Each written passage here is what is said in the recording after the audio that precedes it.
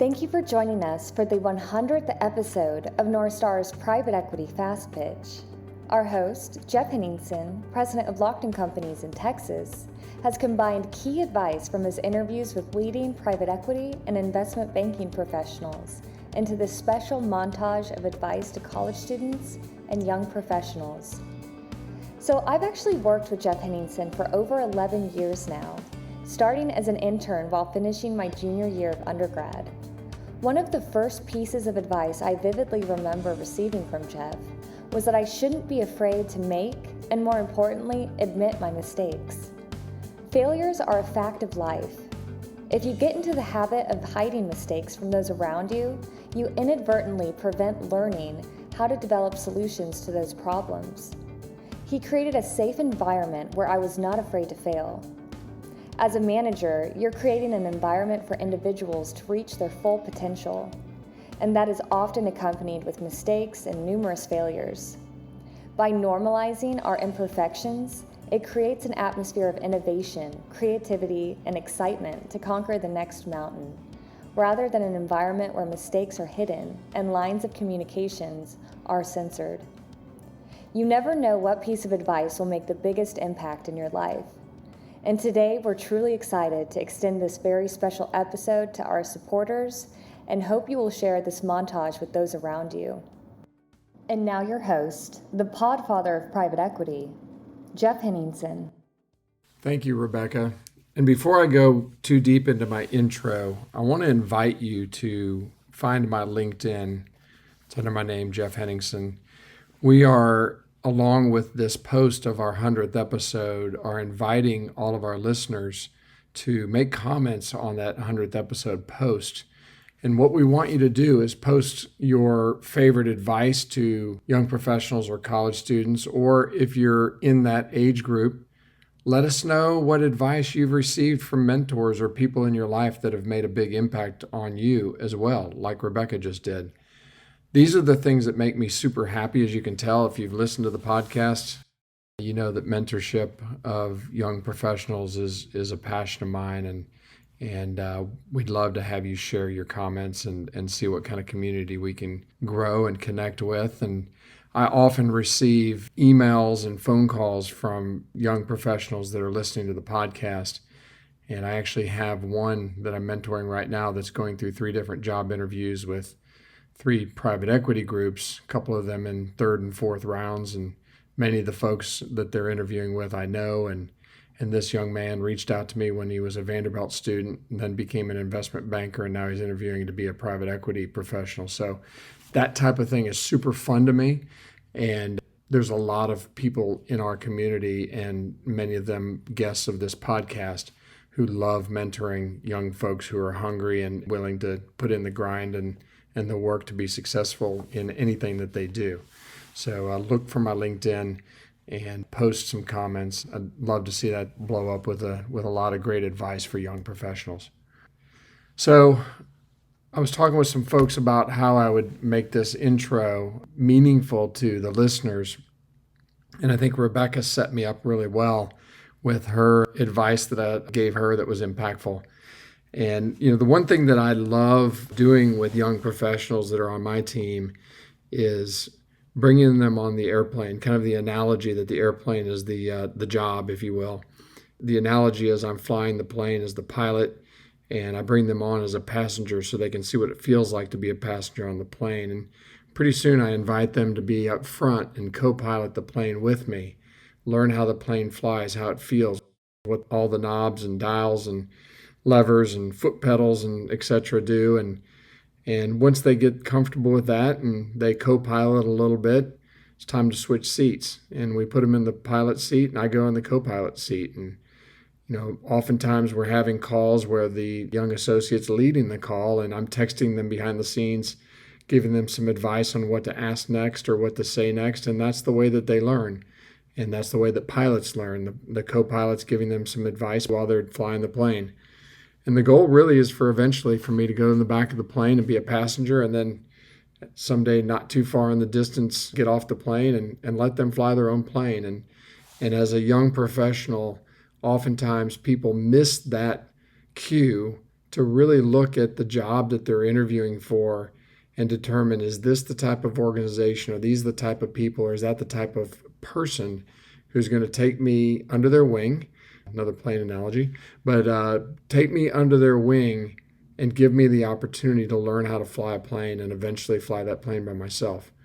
And so as you are out there growing in your career, find mentors. As Gina Luna will explain in her clip in this episode, find career sponsors who will carry you throughout your career and promote you and help you grow. So I hope you enjoy this podcast. This has been amazing that we've reached 100 episodes in such a short amount of time. We've got a great following of folks. We're very close to 100,000 downloads of the podcast as well. So all good, and many, many more to come. We've got a good slate of guests coming up in the first 10 episodes after 100.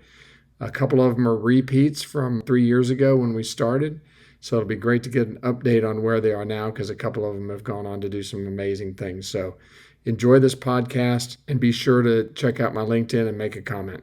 God bless. So we'll get this kicked off with Manny Citron from Volary Capital. So I would imagine you have a bunch of young professionals reaching out to you, asking for advice. Maybe they're in college, maybe they're, just starting their career. What advice are you giving those folks now with all that perspective that you've gained over your career? Very good question. And I'm someone who I think has benefited tremendously from the advice of others over time. And I try to be thoughtful when I can in paying that forward. And one concept that I found early in my career and have kept in mind and have shared with others that I find very helpful is about compounding. I think a lot of us are familiar with the idea of compounding interest. And we know what it looks like if you plug $1,000 into Excel, you run it out for 20 years, compounding at 8%, you get something like $4,500. But if you do that at 14%, you get something like $1,400. And if you do that at 20%, you get something like $40,000.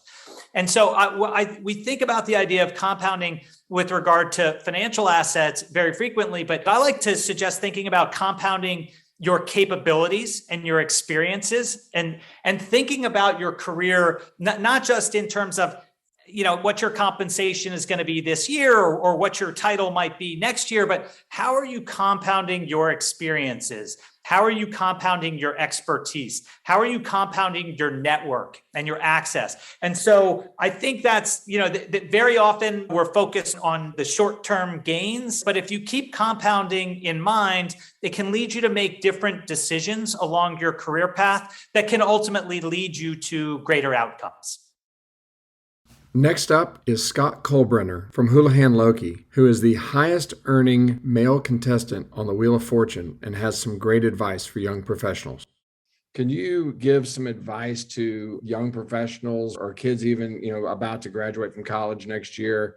What are the things they need to be focusing on? What are the steps they need to be taking to pursue a career in investment banking or private equity or even any really career? I'm sure you have a ton of kids that ask you for advice. And I know you mentioned your son. Doesn't seem like our children ever listen to us, but I know that a lot of kids listen to this podcast and get a lot of value out of it. So I'd love to have you share your wisdom there. I'd say a couple things on this front. You mentioned I went to school at CU Boulder, not typically a feeder school into Harvard Law School, not typically a feeder school into investment banking, but I didn't care. I was on a mission. Once I learned what investment banking even was, I was on a real mission to do it. So I think there's two lessons that I would want to share. One is resilience. It's the constantly working hard, constantly focused, and having fundamentally a curiosity about things and never settling for just one question, continuing to dig deeper to learn more. So that fundamental curiosity drove me from my start at Boulder to Harvard Law, practicing as a lawyer. And then the second part of what I would want to impart is not being afraid of failure. So I transitioned from my job at Sullivan and Cromwell, which I was trained for as a lawyer, and I went over to Lehman Brothers. And this is back in the mid 90s. And I was there for 15 months and then I got let go. And I was not able to do that job. And for me, I was then at a crossroads. I could have gone back to law. I had a job in that area, Second, I was in a very narrow area in the securitization area. I had a job opportunity in that area. Or third, I had an opportunity with what was then a firm that many people hadn't heard of yet, with a little over 100 people. And that was Houlihan, Lokey, Howard, and Zukin.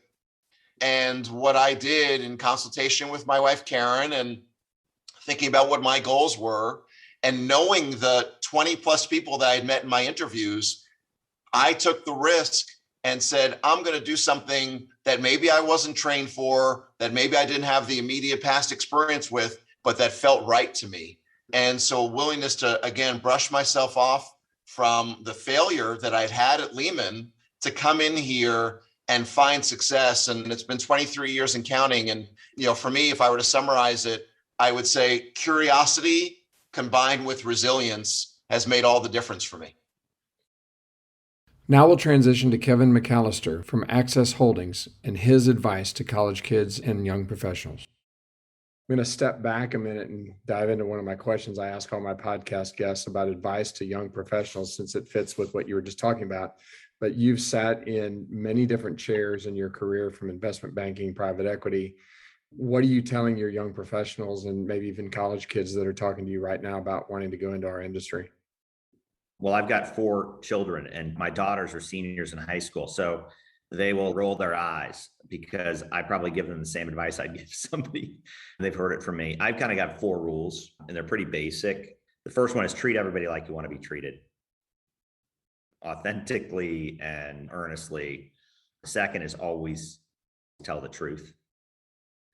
The third is never, ever, ever give up. I love that Winston Churchill quote. If you guys have ever read it, it's the one he gave, I think Europe was moving into the war and he was like the hero of school giving the graduation address. And it was kind of this never give in, never give up, that kind of thing. I think that's true.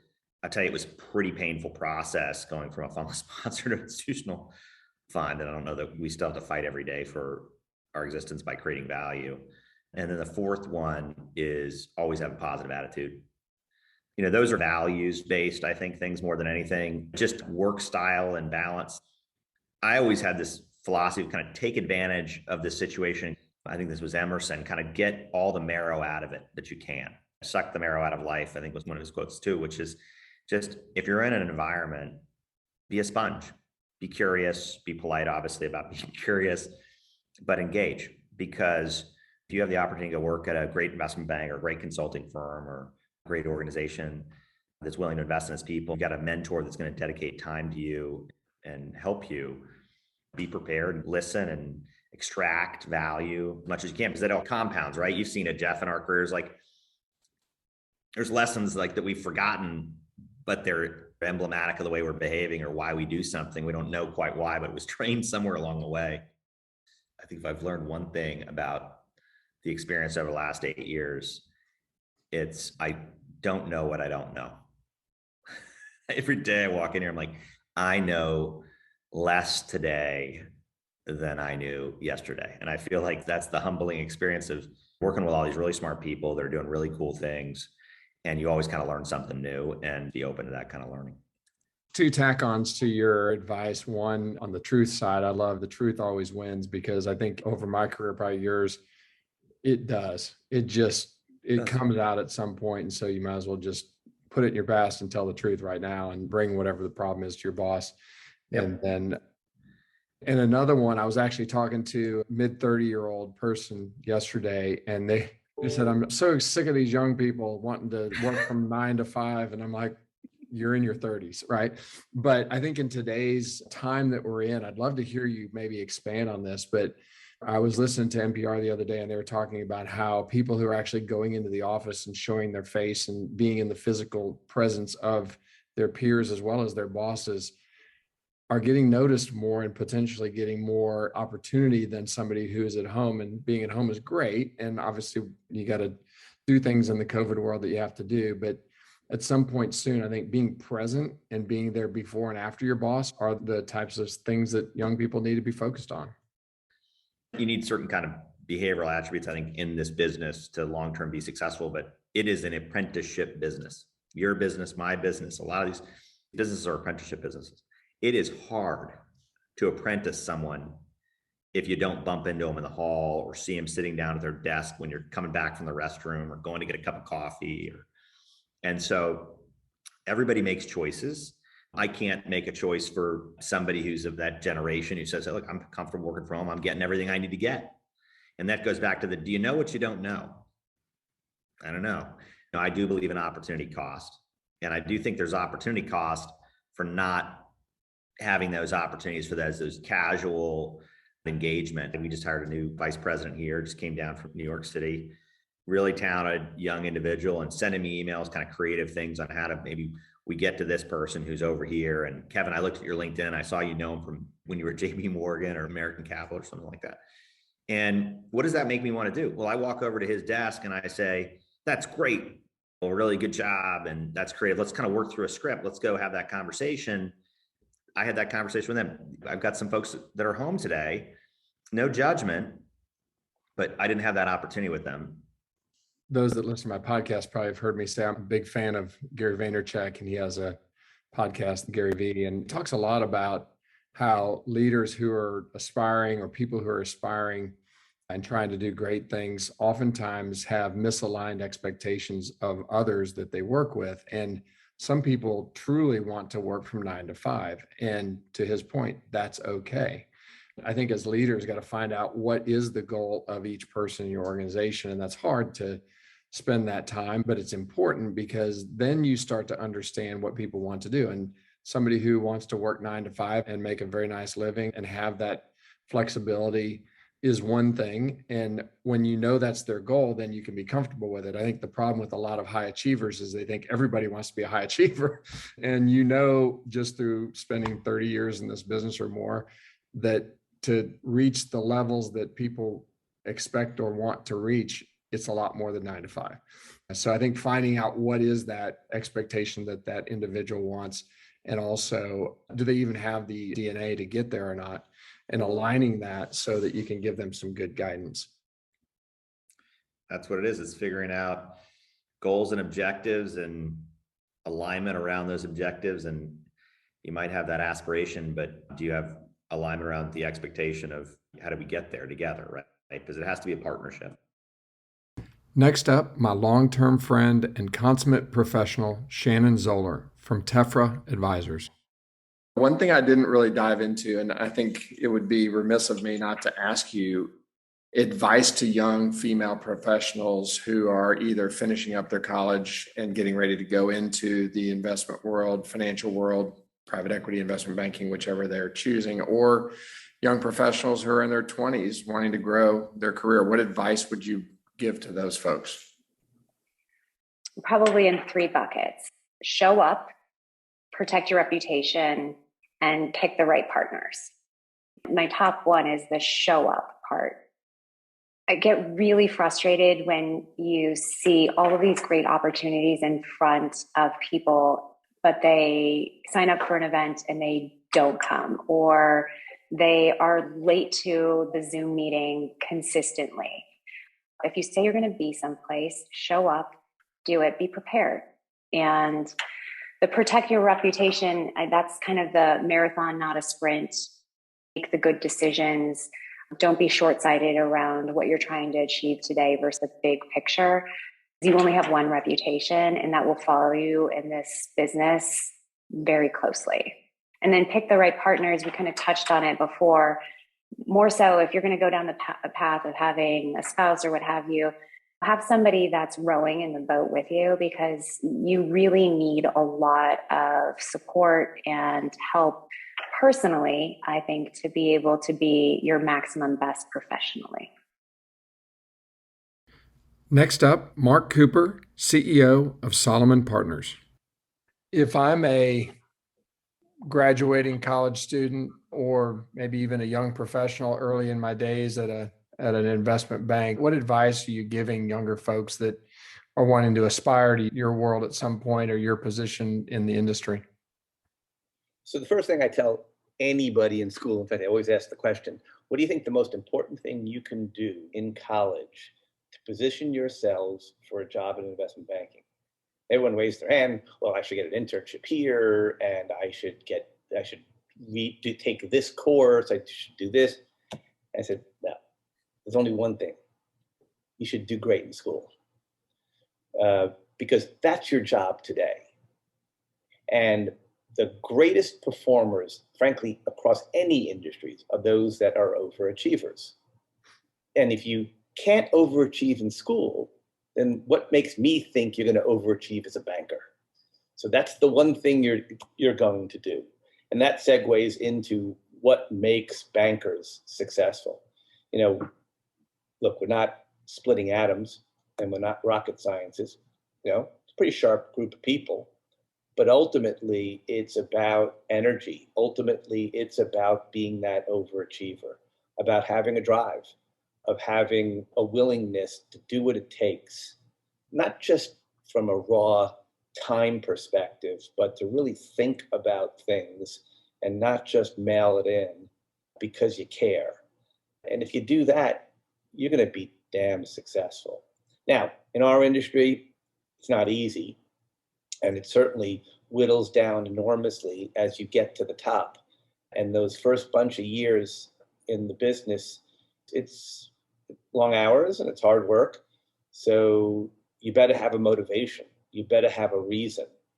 You better have, that real fire in your belly, as they say, if you're going to last it out. And I can't tell you how many people who work for us who I will counsel out of the business, not because they're not great kids or they're not fantastic people or really smart, but because they just don't have that drive. And I tell them, don't worry about it.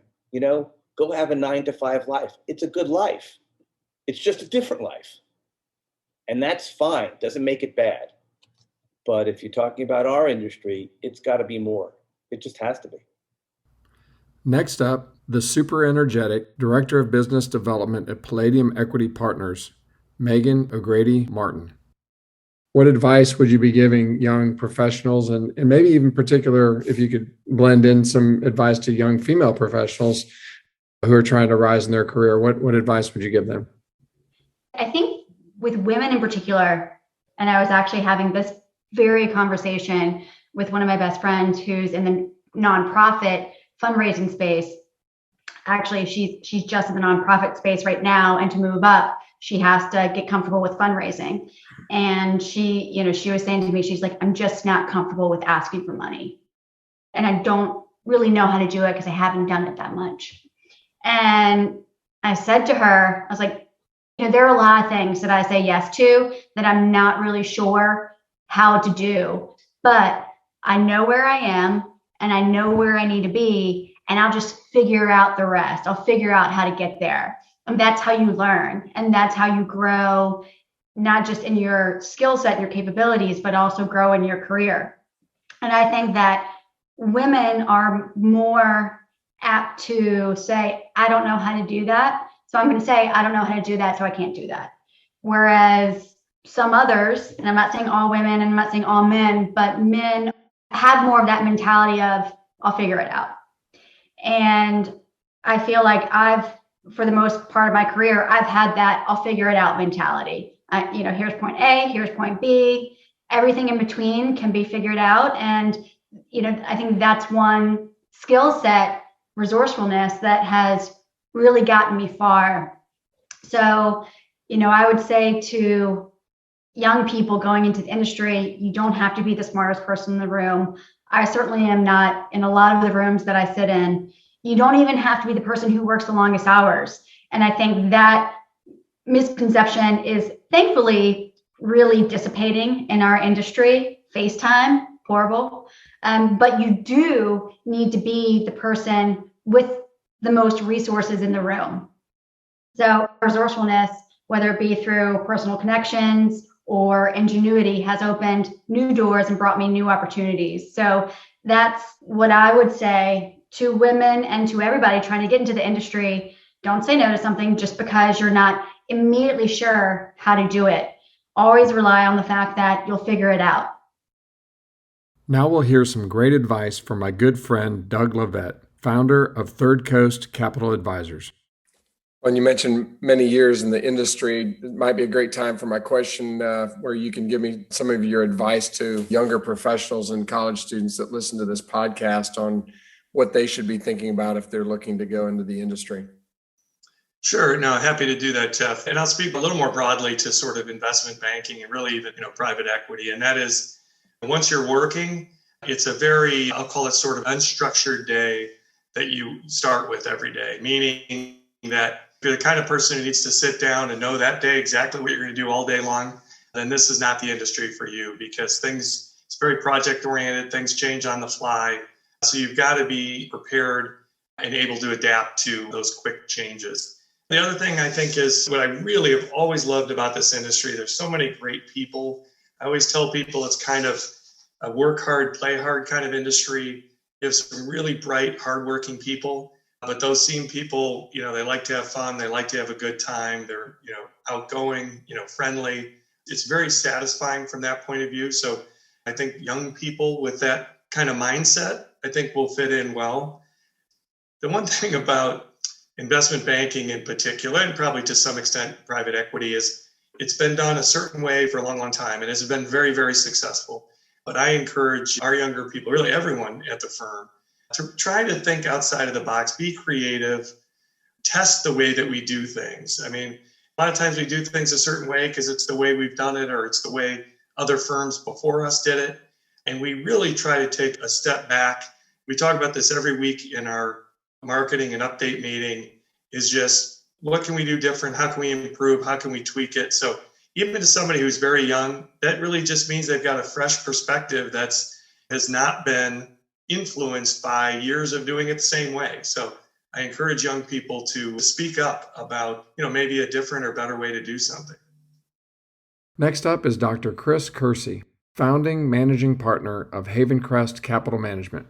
And as an MD, MBA, he is fully qualified to provide advice to college students and young professionals looking to go into private equity. What advice are you giving to young professionals, college students that are wanting to go into the private equity investment banking community, and maybe even more specifically, since it's your area of expertise, the healthcare segment? Oh, that's a great question, Jeff.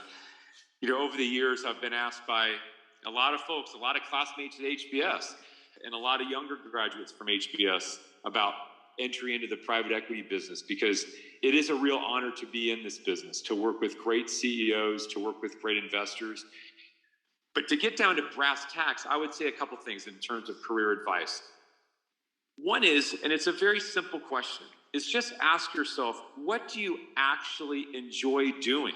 Take your average day, as young or as perhaps inexperienced as you think you might be in the business world, and ask yourself, what do you actually like doing? I remember on one of these yellow pieces of paper with the lines, dating myself here, but many years ago, I had this grid paper that I just outlined the benefits and the risks of a business career, the benefits and risks of a medical career. And I just kind of ranked a bunch of parameters, 1 to 10, took an informal survey, if you will, made some decisions on that informal self-survey, if you will.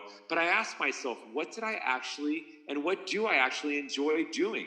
Do you enjoy the relational side of your average day? Do you enjoy the quantitative side? And I think that can give you some indication as the type of profession that might be your calling. What I would also suggest, and this is perhaps the most important comment, because one of my favorite quotes of all times is from Teddy Roosevelt, who said that the most important single ingredient in the formula of success is knowing how to get along with people. And so I would implore you, as you consider your career, focus on relationships. Focus on always building bridges going forward to get to know people that you want to know, and bridges perhaps going backwards with people that you already know who have helped you out or who you want to stay in touch with. Think of your life as a neural network. Think of your life as a web of relationships, not one of these decision trees where you start at one node and you have a binary decision of you're going this way or you're going that way. And once you choose that node, you then have other nodes that'll take you in certain direction going this way. But since you didn't choose that other node, that's going to take you in a totally different direction. That is exactly what life is not. Life is not a decision tree. Life is a neural network where when you make one decision, you can always go back. You build those bridges, you maintain those bridges. If you make a mistake, you take feedback from the marketplace. If you've got those relationships, you're always going to be saved. So think about relationships. I would tell you that's perhaps the number one thing. Another number one suggestion on careers is think about differentiation. One of the worst things you can do, besides not keeping relationships, but another worst thing that you can do is to de-differentiate or to do what everybody else is doing. In other words, to commoditize yourself. And if you think about it, you're always in marketing mode. And as young business folks, maybe business students, maybe medical students, maybe undergraduate students, maybe high school students, think about this. You're always in marketing mode. People are always looking at you. People are always assessing you. People are always evaluating you. So realize that because you're always in marketing mode, you always have the opportunity to differentiate, to put yourself in a different light, to cast yourself differently from everybody else. And as I mentioned before with that Robert Frost poem, The Road Less Traveled, to differentiate is to avoid the crowd. This world now is much more specialized than it was decades ago. In a specialized world, you got to differentiate. And you can choose that through degrees before perhaps trying to enter the private equity world. You can differentiate that with operating experience, maybe in a company in a subsector in healthcare that you like, that you think you can add value to. And if you have a success there, that'll put you in a different light with the recruiters as you try to get into private equity. So it's all about differentiating. My next guest, Jeff Hook, Senior Finance Lecturer at the Johns Hopkins Carey School of Business, is quite comfortable giving advice to college students and young professionals. So tell me if I'm one of your students, or maybe I'm working for a bank or a private equity group and I'm early in my career, not necessarily where you think they should go, but what are the steps and things that they should be doing to maybe reach the level that they're trying to reach? What's your opinion there? If someone's trying to get into the private equity business or say the investment banking business, and I have a lot of students that ask me about it, I mean, the first thing they've got to do if they're an MBA school or taking a master's degree in finance is to hone in on those courses that relate to investment banking or private equity. So that would be mergers and acquisitions or venture capital or project finance. So you can tell an interviewer, yeah, I'm interested in this business and I've taken these 4 or 5 courses that relate specifically to investment banking or private equity. The other thing is a younger person needs to get a little familiar prior to the job interview with the vernacular. EBITDA, EV, M&A. You might say, well, gee, isn't that obvious? But no, it's not obvious to them. So they need to read a few books or listen to some YouTube presentations by people like yourself or people like me. So they kind of get a feel for the vernacular and how it's used. And then, try to set your sights, if you're trying to get a job in the business, on the big name firms, because that looks good on the first resume. I mean, it's hard to get in there, but I think since so few of us last more than 3 or 4 years in a job, once you've worked at a big name firm for 3 or 4 years, it's a lot easier to transfer out than if you work at a small firm and try to, go up to a big one. So that would be my 3 pieces of advice for someone trying to do business. And I don't try to discourage people, but I think they have to be realistic. The private equity field, investment banking field, rely heavily on the top 20 business schools for recruitment. So if you're coming out of a school that's only ranked 30th or 40th, it's an uphill battle. So do you have any opinions on summer internships, whether a student should look for an internship where they get really deep experience in something with an investment banker or a private equity firm, or is it better to have a big name on your resume? Any feel there? Well, since an internship only lasts a few months, my view would be just try to get the biggest name you can. That'll impress a lot of people.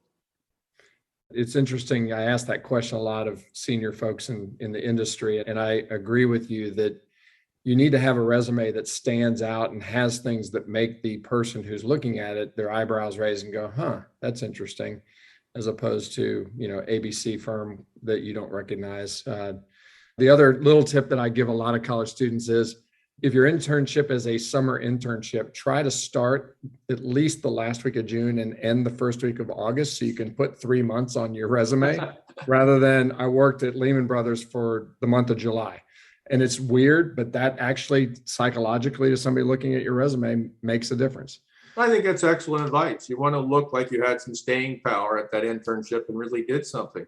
I mean, look, you're only there for 3 months. You're very junior. So maybe you were running Excel models or going to meetings and not saying anything, but you did get some exposure. I think it's valuable. Now we'll hear advice from Dominique Miel, former partner and senior portfolio manager at Canyon Capital, a $25 billion hedge fund, where she worked from 1998 to 2018. She's also author of Damsel in Distress, a story about her life in the golden age of hedge funds. If I'm a young, aspiring college student, young professional, maybe at an investment bank, particularly female, since you walked that path, and obviously much different today than it was when you started, what advice would you be giving to those age folks? And I'm sure you're doing that already, but what advice are you giving to people that come ask you that question? It's hard to give a general advice to an audience that you don't know. So I would first say network, find somebody that you can relate to and who can give specific advice rather than a sort of general advice that apply to everyone and no one at the same time. Networking is important.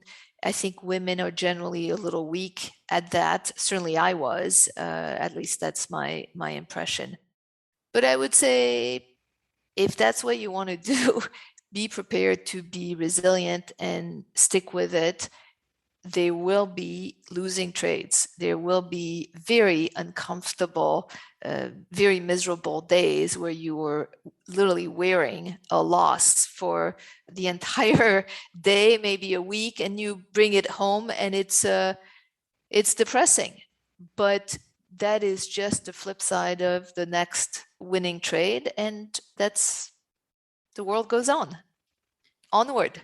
Takes me back to that quote, you're never as good as you think you are when you win, and you're never as bad as you think you are when you lost, right? Somewhere in the middle. That is, and actually one of the partners used to say a version of that, you're never as smart as you think or as dumb as you think. That's right. That's right. Although that loss hurts so bad that you oftentimes beat yourself up pretty good. Absolutely. I've known our next guest for over 14 years, Chris Cathcart, managing partner at the Halifax Group, and he is absolutely switched on, so listen to his advice for young professionals and college students. I have two pieces of advice I regularly give folks. I'd say when folks they ask about what's great about this industry, and I give them a flavor of what actually drives me and what I just shared, which is, listen, if you're switched on by working with entrepreneurial companies and businesses, you're driven by a desire to help in that ecosystem with capital, human capital, and financial capital to help these businesses grow, their employees have fulfilling careers, have their communities be richer, and getting to solve complex problems, because these are complex problems that we face and work with these companies. It's a fantastic ecosystem and great industry to be a part of. You can be part of it in a lot of different ways. Obviously, you can be a principal investor, but you can also serve in ways that, Jeff, you're part of this community, and we've got consultants we regularly work with, lawyers. There are lots of ways and a lot of people that we leverage and work with in partnership, certainly to be a part of this community. And it's incredibly rewarding for sure. I share with people, I share them that story, and I share with them the various avenues and places where you can plug in and be part of that ecosystem. When it comes to principal investing and thinking about that, I mean, certainly I start with asking them to really look inward and understand, okay, what is it that's attracting you to principal investing?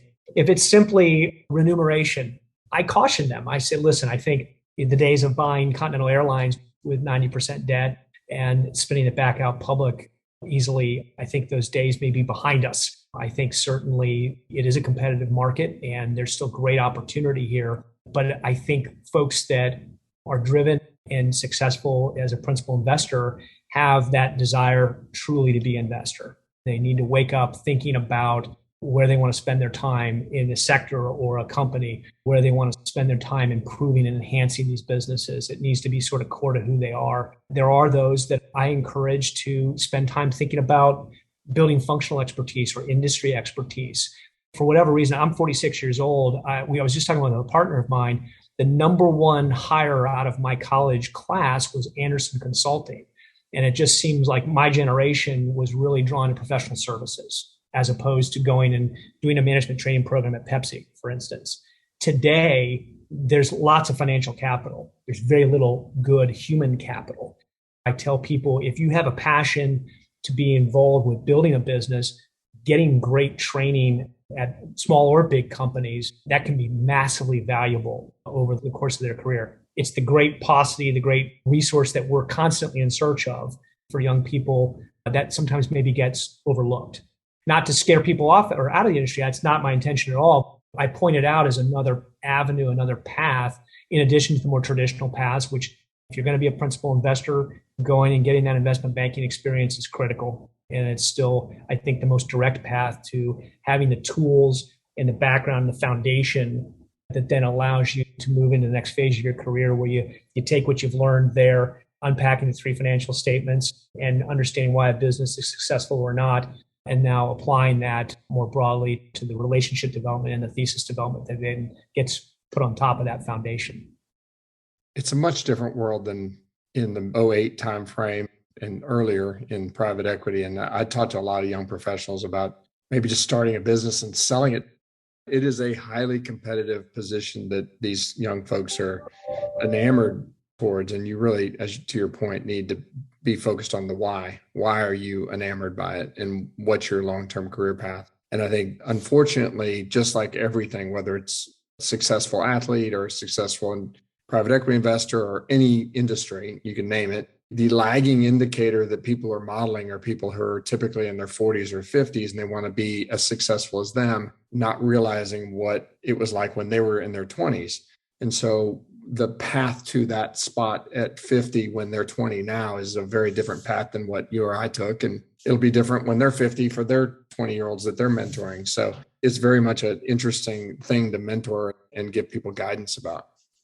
Well, it is. Now, and having said all that, I think there are commonalities, there are traits, and there are skills that we do have to develop. And one of the things that I think from an origination perspective, but I think this applies to all kinds of functional expertise, being that reliable, accountable, conscientious partner to people. Listen, no matter what we achieve or what we're aiming to achieve, it's something I learned early on and was instilled in me by my school teacher mom.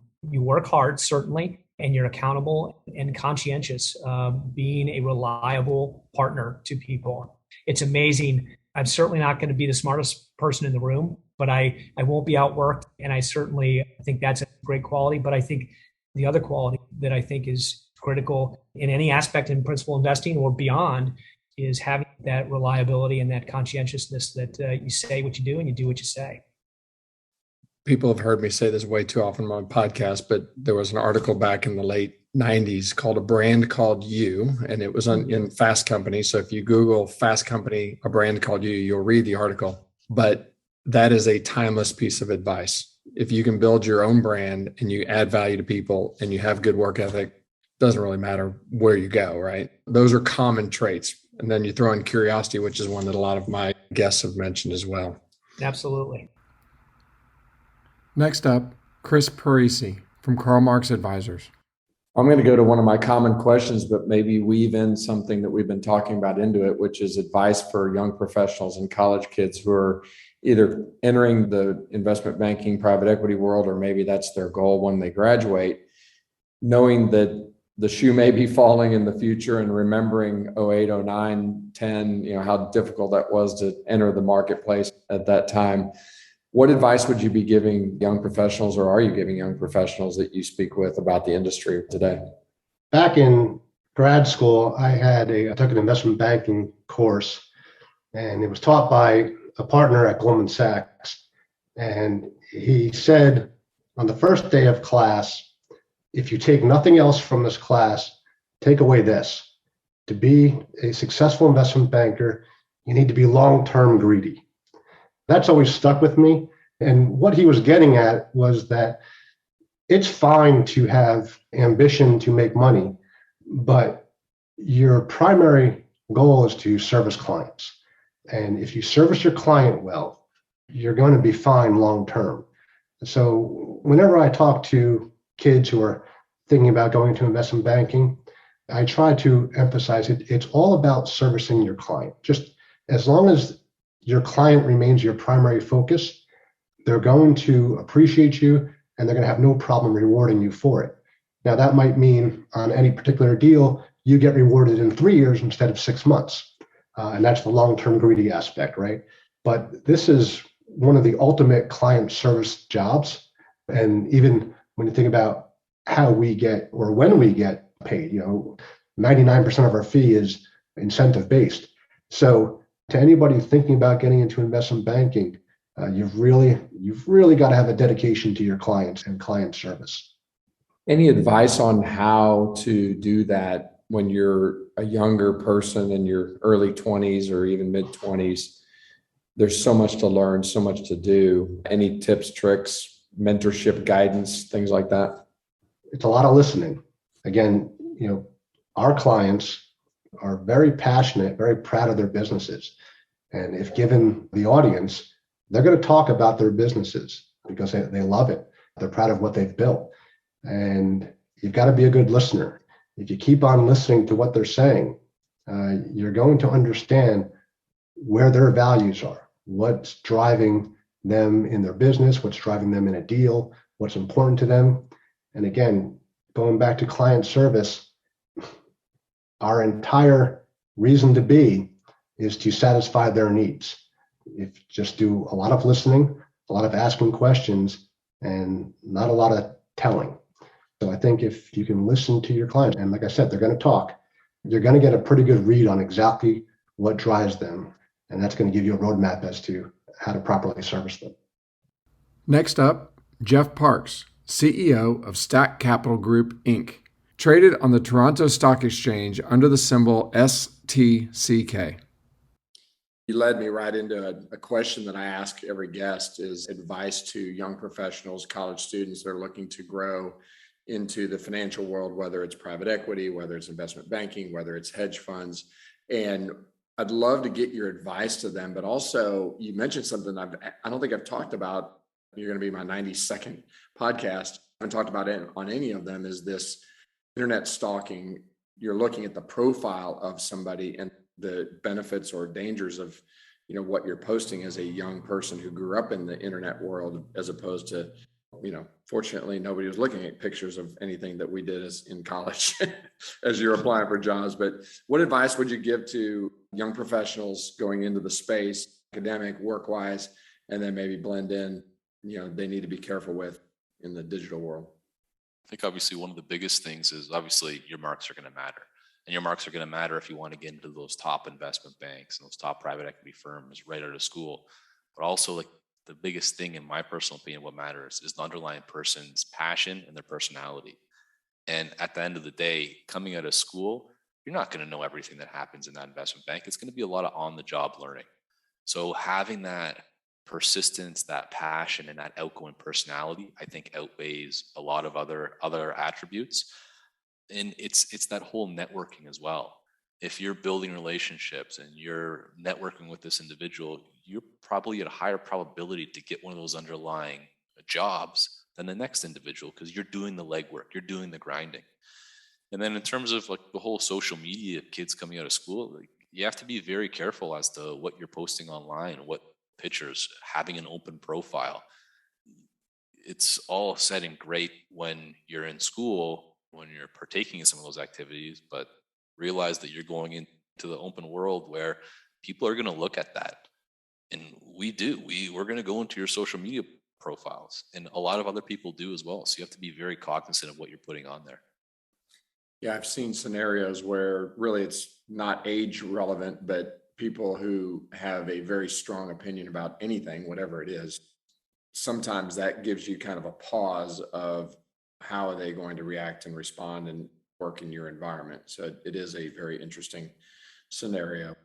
My mother worked for the Air Force, and she always used to say, how you dress She never wanted to wear something that would detract from her message or her knowledge. So she dressed very like the Air Force military would. I talk a lot about that with some of my young professionals. You walk into a room, you want them focusing on your brain and your message and your work ethic, not that you've got a really crazy tie on or really crazy socks on or whatever it may be. Trying to fit into that box, which a lot of young professionals don't want to fit into, but sometimes they detract from their upward mobility by doing that. Totally agree on that.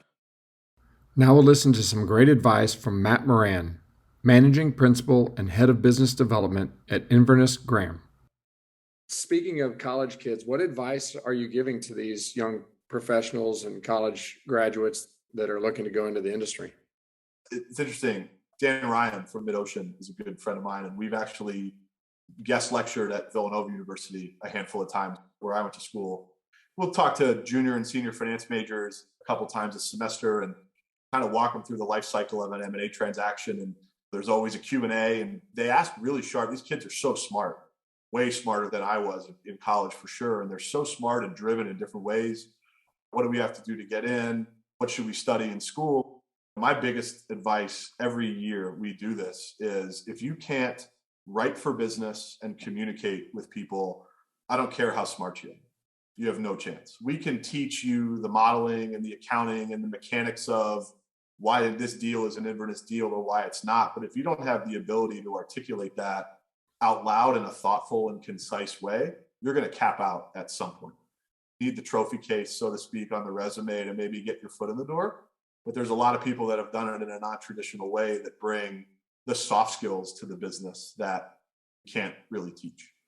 Don't forget the core skills that you would need in any job. Like I said, we can teach you the math and the accounting, but it's the interpersonal skills, the ability to communicate, and writing for business. You can't survive without it. If we've kept your attention this long, you've heard a lot of advice for college students and young professionals, and now we're going to listen to Gina Luna, founding partner of GP Capital, talk about her thoughts on mentorship and career sponsors. I think of mentor more as a verb than a noun. I think mentoring is something that you seek and gain from many different relationships. I've never really looked at a single person and said, that's my mentor, but I certainly have gained a lot of great advice, direction, support from a host of different people that have supported me and helped me in many different areas. I mean, I have a great friend who I always said was the best mentor to a working mom because she had kids who were a few years ahead of mine, and she always just had the best advice about keeping the right perspective on your career and your family. And so I always think of her in that very special way. And other people I think of as mentors who've helped me think about leadership in the community or pursuing different opportunities in my career.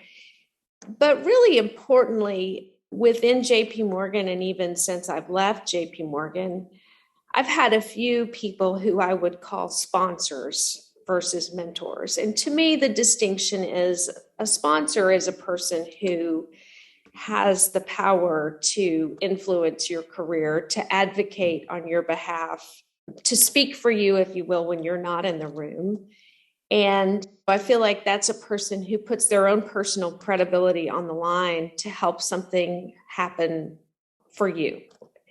And I have had a few people in my career that helped me in a number of ways. First of all, I find that these are the people who always see my capability far beyond what I do. And so often I've borrowed some confidence from them, thinking, well, if he thinks I can do this, then I guess I can, and I'll figure out how. But also just being the person to say, this is the individual that should get this opportunity.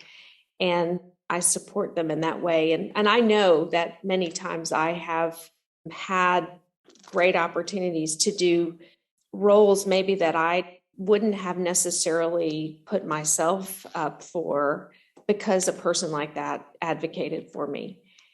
And so I've had a handful of those, and that's a very important relationship and one that I think develops organically. I don't think you can force or magically create that sponsorship. I think it's someone who really takes an interest in you, and then you continue to prove them right.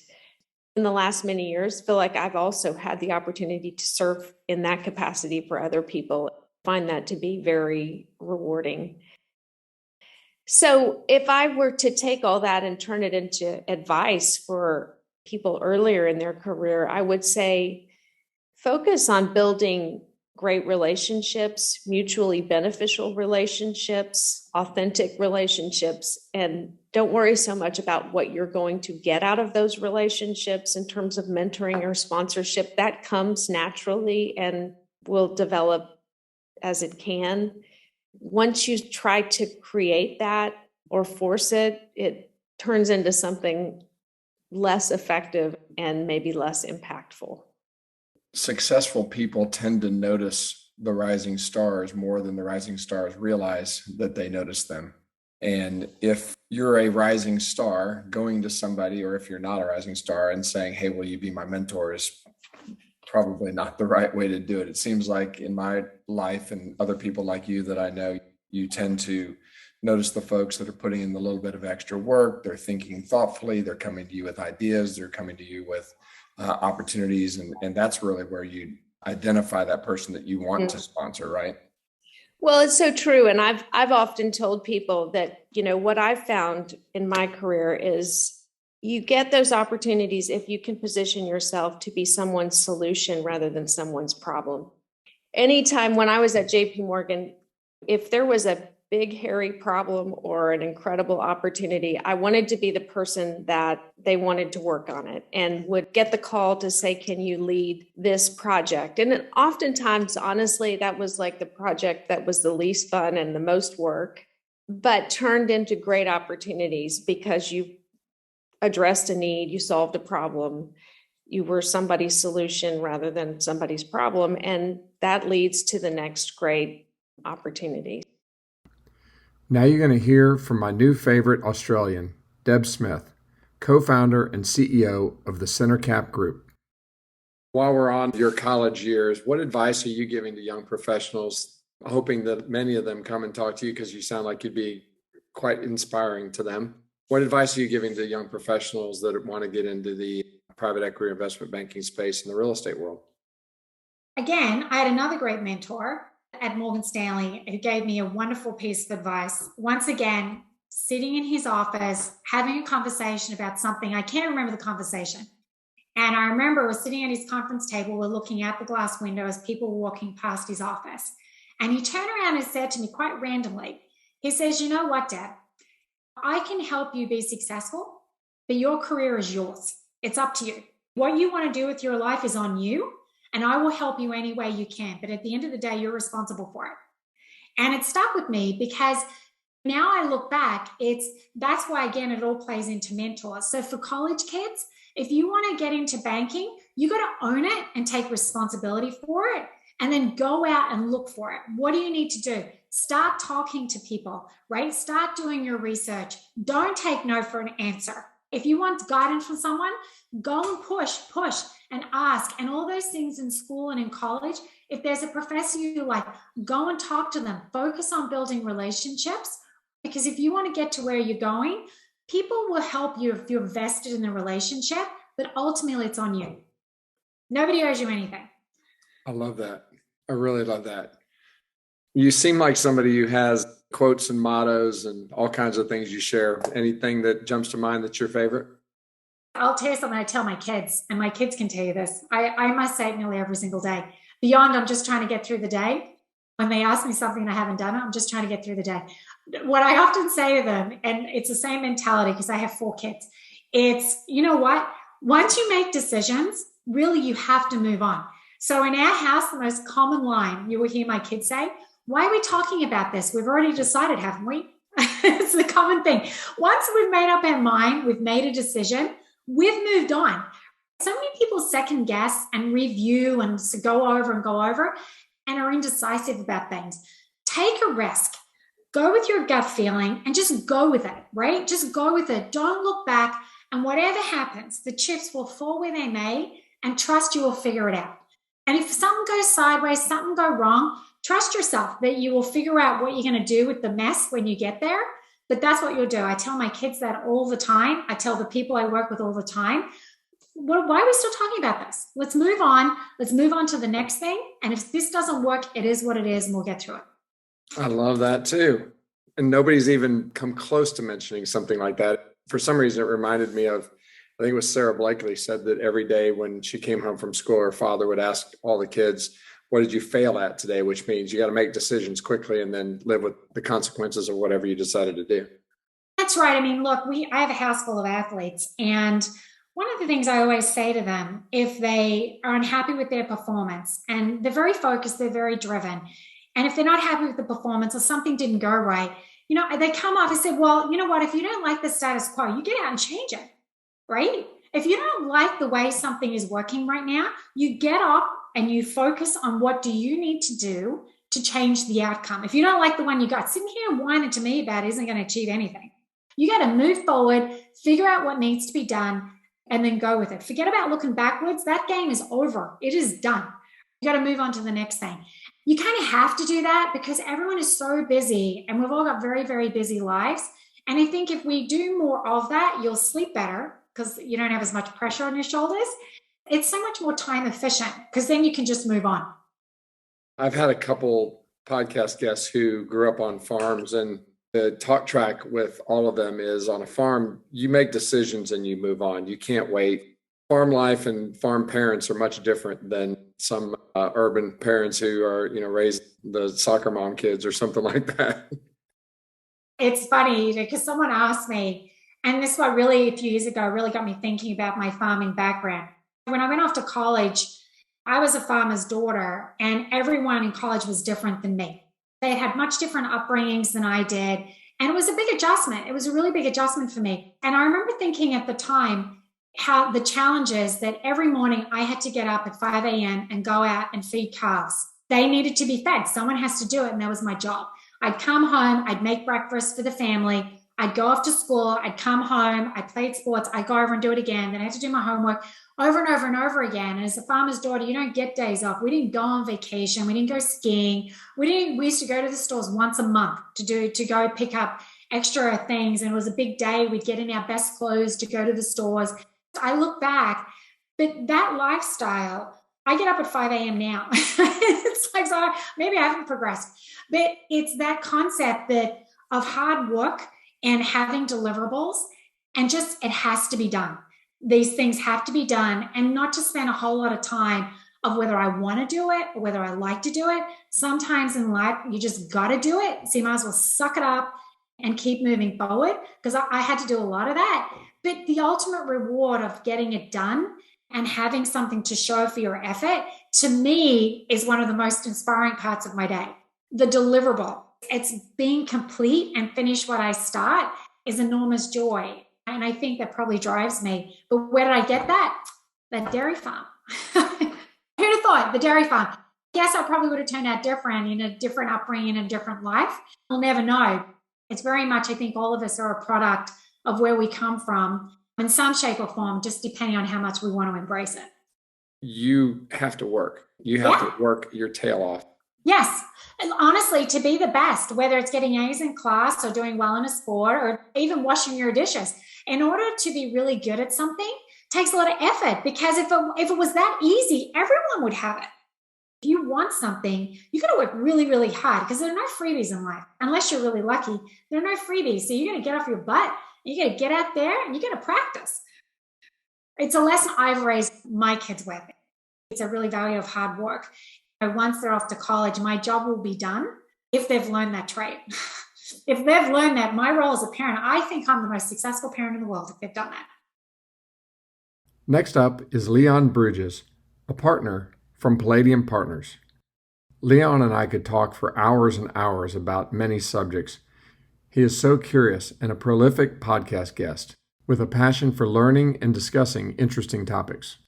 This has been really great content, and I think people are going to learn a lot from it. We're going to dive back in a little bit, maybe towards the end, but want to ask a question that I ask all my guests, because I know you probably have some amazing advice. But what advice are you giving to young professionals that are wanting to go into the industry? I'm sure you have tons of young professionals that ping you and say, how can I get into private equity or investment banking? What do you have to share there? Keeping with the topic of our discussion, I think that the ability to influence and persuade is an extremely important skill set that you want to develop early in your career. I always tell the folks that work with me that learning to manage upwards is an incredibly important skill that then in turn teaches you to manage downwards. And look, I think you should do 3 things early in your career. Listen, listen, and listen. Throughout your life, you will be told that you need to learn to listen.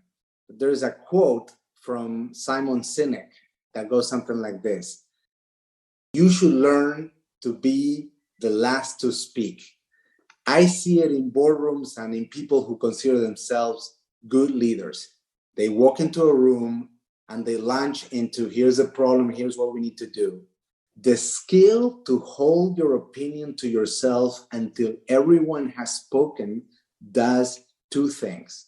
Number 1, it gives everyone else the feeling that they have been heard.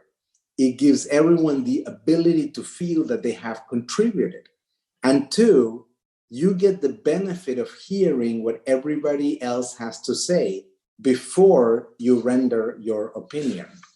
In conversations, if you share your opinion too soon, you can undo it and it may expose yourselves. You've also lost the opportunity to hear out others and thereby learn about their opinions and giving them the gift of feeling heard to better understand the terrain overall. Resist the urge to push your opinion too early and listen. Don't listen for your cue to reply. Listen to learn. My advice would be to focus on these skills early. Remember that people reject what they are told and believe what they conclude. I love that. And I want to make sure that our young listeners listen to what you just said, but influence does not mean talking. And I think a lot of times people misconstrue the word influence with persuading by talking. And I found, and as you just outlined, being able to listen and pause and maybe even not talk in that meeting, but come back with thoughts later can really show some strong intelligence as opposed to being the first to talk and talk too much. And our final guest for this episode, Steve Costable, Global Head of Pine Bridge Investments Private Funds Group. It's interesting. I have a lot of younger listeners who are looking to go into private equity, investment banking. This is a whole new different world. I had Dominique Miel a couple episodes ago from the hedge fund world. Your institutional investing world is so different and unique to many young college students or maybe even young professionals in the PE and IB world. What advice would you give for somebody that's looking to expand their horizon and look at maybe other areas of this investment world that might include what you guys do and your team is doing today? I think the overlay to all of this, when you're talking about young people coming into the business, is first we have to acknowledge that all of us, essentially at this stage, have had the benefit of building our careers on a bull market in government bonds since the Reagan era. You know, who would have imagined that we would see that type of 30-year movement, a deflationary environment, and rising returns in that segment of the market? In addition, you know, anyone 35 years and younger has never experienced really consistent volatility, interest rates that would cause recalculation of underlying returns as far as the markets are concerned. So they've been living in an environment and all they know is what's occurred since the financial crisis, ever increasing intervention of central banks and fiscal stimulus, which has essentially skewed the returns and the signals we normally get from the markets. And so I think as young people are looking at their careers and how to position it, I think they have to be cognizant of the world that they think they'll be stepping into over the short term inevitably will change pretty dramatically for them, I believe, in the next 5 years, because at some point, we're going to have to rebalance everything that's been occurring. It's the same situation that happened to, in the short term, young people coming into the markets in 07 and 08. I think they'll have to be cognizant of the fact that these tailwinds that we've been experiencing over the last really 15 years, if not longer, there'll be some changes, and they have to be cognizant of how to position their careers that way. I do think ultimately those young professionals that can think about continuing to be exposed to the private markets is probably a way to go, because ultimately private markets do not react the same way to these types of headwinds as public markets do. Institutional investors, retail, expect public market managers to react instantly to what they're seeing out in the markets. While private equity, I think we have a much more latitude to work through our positions, again, because they're publicly listed. And it gives us more time to work through issues and circumstances that are involved in changes in the macro. So I do think that for young people coming into the markets, being able to pursue a career in private markets for them is something that they should definitely consider. You know, it's interesting as we're talking, I'm thinking about my question earlier, my statement that there's thousands and thousands of new GPs or sponsors coming into the marketplace. It's the same with young folks looking to go into the private equity world or the investment banking world. There's so many young professionals trying to grow in that space. Similar to what you said, you know, how do you make yourself stand out? How do you bring something different that isn't part of your team or whoever you're applying to go to work for? Any advice on a young professional as they're going through that process in college, maybe classes that they're taking, extracurricular things that they're doing, that when you look at a resume, it really jumps out as somebody that you want to have a meeting with? I do think advice I would give reminds me of something that an old Houston Oilers coach, Bum Phillips, would say about his players. And he said there's two players that aren't worth a darn. The players that never do what they're told, and players that only do what they're told. And I think overseeing and working with young people over these years, I've always encouraged them to not just do what you're told. So if you're told to make a spreadsheet with a particular set of data, don't just do what you're told and hand the spreadsheet in. Tell the person that you're reporting to, what does the information mean? In your view, you're an analyst, right? Analyze, don't just put together, but analyze what you've submitted. And I think that for people you're working with to see the fact that you can step out beyond just doing what you're told and actually come to a conclusion and not be afraid that you might be wrong, because that's the only way that you'll learn, is to be out there and put yourself out there a bit. Take some risk. And certainly for those young professionals coming out of school, that time frame in your 20s and 30s, early 30s, is the time to embrace that idea of putting yourself out there, taking that risk, continuing to build your skill set. The moment that you get to a point where the marginal benefit of staying at any one position is not adding to your skill set, you have to keep moving. And you do that through your 20s and early 30s. You can stay in one position or one company as long as you continue to incrementally increase your skill set. I think that's vitally important in today's world, that because it's so competitive, because there's so many young people vying for jobs, the ability to analyze, to express what you've analyzed, and the ability personally to take on risk and keep pushing yourself is what separates you from other individuals. I absolutely love that. Nobody has ever quoted anything from Bum Phillips on my podcast yet, so that's fantastic. Thank you for listening to North Star's Private Equity Fast Pitch. We have exciting new private equity guests lined up over the next few months. So to ensure you're receiving the latest content, make sure to like and subscribe on Apple iTunes, Spotify, or wherever you listen to this podcast.